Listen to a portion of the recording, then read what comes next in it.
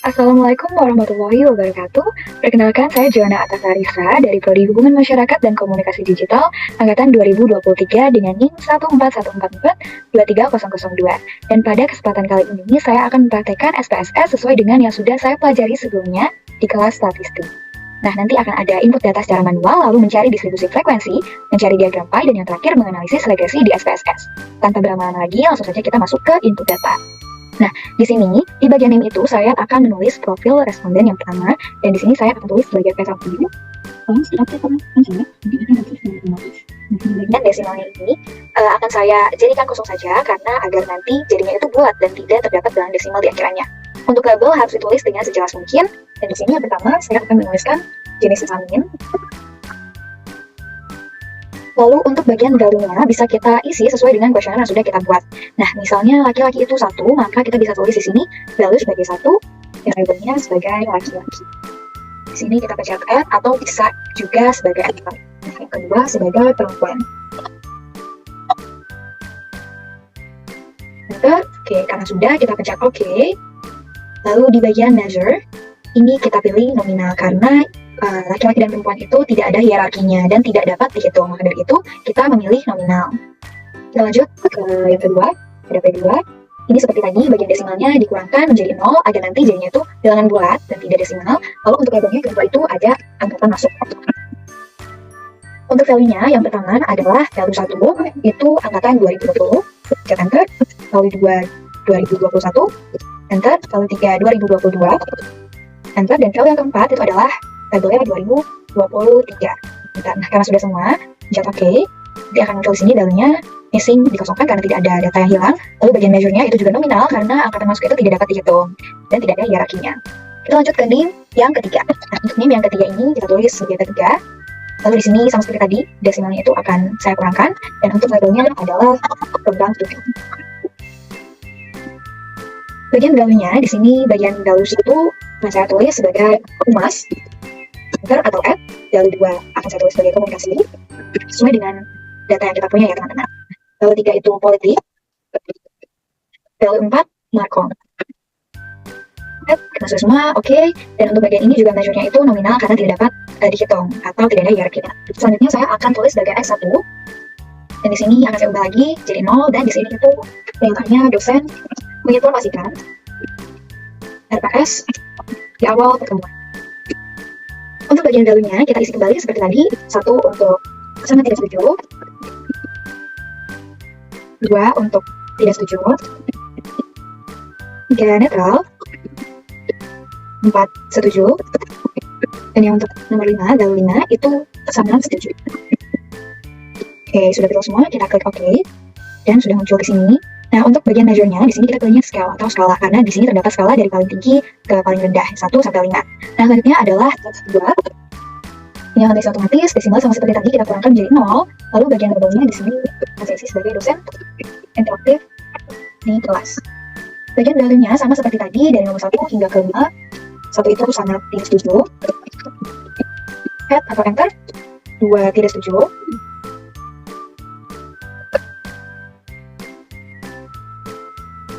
3 netral, 4 setuju, dan 5 sangat setuju. Oke, karena sudah semua, kita pilih OK. Dan untuk measure-nya sama seperti tadi, kita pilih sekali lagi scale. Lalu selanjutnya ada ekstra. Di sini akan terisi otomatis kembali, dan desimalnya kita kurangkan lagi. Jadi ini saya isi sebagai dosen menyampaikan materi dengan mudah dipahami. Untuk bagian value-nya, yang pertama itu sangat tidak setuju, jadi ini sama seperti tadi. Yang kedua, tidak setuju. 3 netral. 4 setuju, 5 sangat setuju, sama seperti tadi. Oke, karena sudah semua kita pencet OK, dan untuk measure-nya masih sama ya, karena sama persis scale. Nah, ini adalah hasil dari input data manual. Jadi hasilnya seperti ini, ada P123, X123, di sini ada label-labelnya dan value-nya. Untuk measure-nya seperti ini. Oke, selanjutnya saya akan mencari distribusi frekuensi. Caranya itu yang pertama saya pencet analyze, lalu descriptive statistic dan pilih frekuensi karena kita ingin mencari frekuensinya. Lalu di sini agar memudahkan saya akan memencet CTRL dan variabelnya. Nah, di sini untuk bagian display frequency tables kita centang agar nanti muncul. klik OK. Nah, di sini adalah hasil dari distribusi frekuensinya. Untuk yang valid itu total ada 20, dan yang missing ada 0, artinya tidak ada data yang hilang, dan semuanya itu valid. Untuk frekuensi tabelnya saya akan menjelaskan salah satunya, yaitu di bagian informasi yang diberikan tidak ada kesalahan. Nah, di sini karena semuanya valid, jadi total itu ada 20 dan persentasenya 100. Untuk tidak setuju, frekuensinya ada 3 dari 20, ragu-ragu 2 dari 20, setuju 8 dari 20, sangat setuju 7 dari 20, dan untuk persentasenya 15%, untuk tidak setuju, 10% untuk ragu-ragu, 40% untuk setuju, dan 35% untuk sangat setuju, dengan total 100%. Nah, untuk valid persennya, karena semua datanya valid dan tidak ada yang hilang atau missing, maka totalnya itu 100% dan semua presentasinya sama seperti yang di tabel sebelah kiri. Dan kumulatif persennya ini adalah tambahan dari persen-persen yang valid, yaitu 15 tambah 10, 25, tambah 40, dan 5, dan ditambah 35%, jadi 100%. Ini untuk distribusi frekuensi. Nah, yang ketiga di sini kita akan mencari diagram pie. Untuk diagram pie itu caranya kurang lebih sama dengan yang tadi, yaitu kita ke Analyze, Descriptive Statistic, lalu pencet frekuensi sama seperti tadi.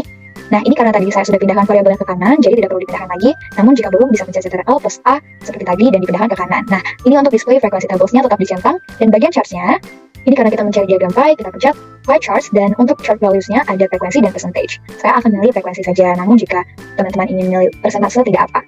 Continue, pencet OK. Nah, hasilnya seperti ini untuk diagram pie-nya, hasil loading. Nah, ini untuk hasil diagram pie-nya seperti ini. Saya akan jelaskan salah satu diagram. Di sini ada informasinya dapat dibuktikan kebenarannya. Nah, untuk frekuensinya tidak muncul di dalam diagram pie yang dari itu saya akan mencet 2 kali. Nah, di bagian ini kita pencet sebelah sini. Lalu karena tadi saya memilih frekuensi, jadi tidak ada persentase, dan ini otomatis saja. Apply, dan sudah ter-apply di sebelah sini. Untuk frekuensinya sudah muncul. Nah, hasilnya adalah informasi yang dapat dibuktikan kebenarannya. Kebenarannya itu, untuk tidak setuju ada 5 dari 20, ragu-ragu ada 5, setuju ada 7, dan sangat setuju ada 3. Jadi total itu 20 seperti data valid yang tadi. Nah, selanjutnya kita akan mencari analisis regresi. Untuk mencari analisis regresi, kita perlu mendapatkan X dan Y-nya terlebih dahulu. Maka dari itu saya akan mencari X dan Y-nya dengan mengcompute data. Di sini saya akan pilih transform, lalu compute variable. Nah, untuk target variabelnya yang pertama saya akan menargetkan Y, X maksudnya. Lalu labelnya akan saya namakan sebagai awalan. Nah, untuk data di sini, nomor 1 sampai 8 itu adalah X, jadi saya akan memindahkan nomor 1 sampai 8 ke sebelah sini, ke bagian numeric expression. Pindahkan, plus, kedua pindah kanan, plus, 3 kanan, plus lagi, 4 kanan, plus, 5 kanan, plus, 6 ke kanan lagi, plus, 7 ke kanan lagi, plus, dan yang terakhir ke 8 ke kanan lagi.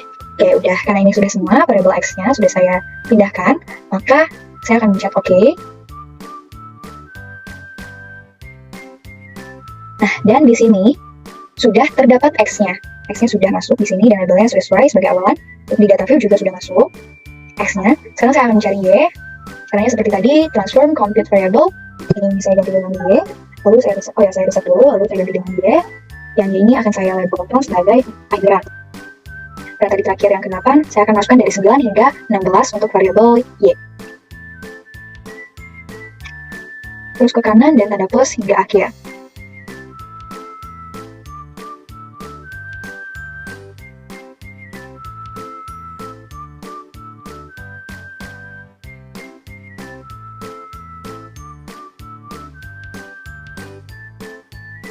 Karena sudah semua, saya akan chat OK. Dan di sini sudah muncul untuk variabel Y-nya. Variabel Y-nya sudah muncul, dan di sini desimalnya saya tetap masukkan agar nanti ada bilangan desimal di belakangnya.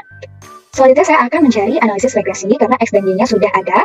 Di sini saya akan cari di Analyze, lalu Regression, dan linear. Nah, bagian dependent akan saya masukkan variabel Y, dan untuk independent saya akan masukkan variabel X.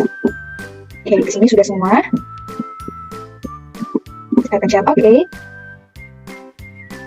Nah, di sini sudah muncul hasil dari analisis regresinya. Yang tabel pertama itu menjelaskan tentang variabel yang dimasukkan serta metode yang digunakan. Untuk metode yang digunakan adalah metode enter, dan variabel yang dimasukkan adalah variabel awalan sebagai variabel independen, dan juga variabel akhiran sebagai variabel dependen.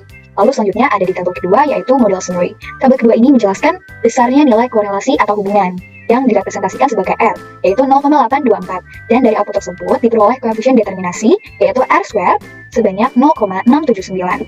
Nah, yang mengandung pengertian bahwa variabel bebas dapat mempengaruhi perubahan variabel terkait sebesar 0,679 atau 67,9%. Sedangkan sisanya yaitu 32,1% yang didapatkan dari 100% dikurang 67,9% itu dipengaruhi oleh variabel-variabel lain yang belum kita teliti. Seperti itu. Lalu selanjutnya ada tabel ketiga atau ANOVA. Nah, di tabel ketiga ini kita bisa lihat untuk nilai signifikannya yaitu 0,000, yang berarti itu kurang dari 0,05.